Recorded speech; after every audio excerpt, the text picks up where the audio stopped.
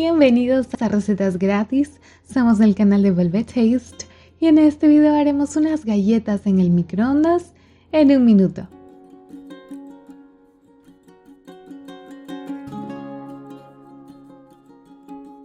La receta es sumamente fácil y necesitaremos pocos ingredientes, así que empecemos colocando en un bowl la mantequilla que debe estar a temperatura ambiente junto con el azúcar.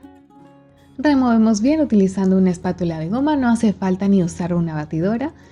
Y cuando tengamos una crema homogénea, suave y untable, vamos a incorporar el huevo, que también debe estar a temperatura ambiente para que sea más fácil mezclarlo.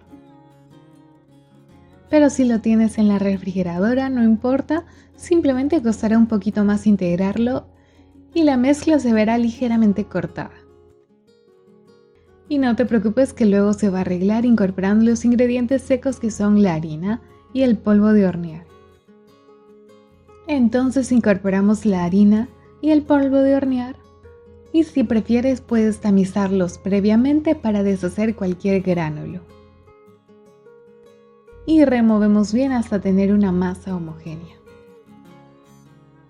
Y ahora le vamos a dar forma sobre un plato que debe ser resistente a altas temperaturas y apto para el horno.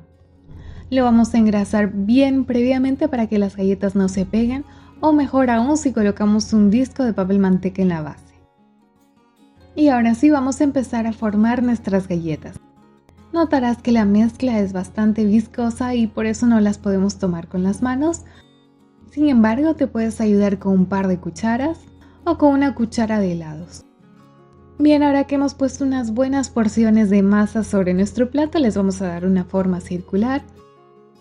También utilizando una cuchara y para decorar podemos colocar unas chispas de chocolate encima. Y ahora sí llevamos a cocinar al microondas por 1 minuto. O si hiciste unas galletas muy grandes puede que te tome un par de minutos más. Pero siempre vamos aumentando 1 minuto, revisamos, 1 minuto y revisamos. Y el centro, si lo tocamos con la yema del dedo, aún debe estar blando. Entonces las retiramos del microondas, dejamos que enfríen por completo, así se van a endurecer.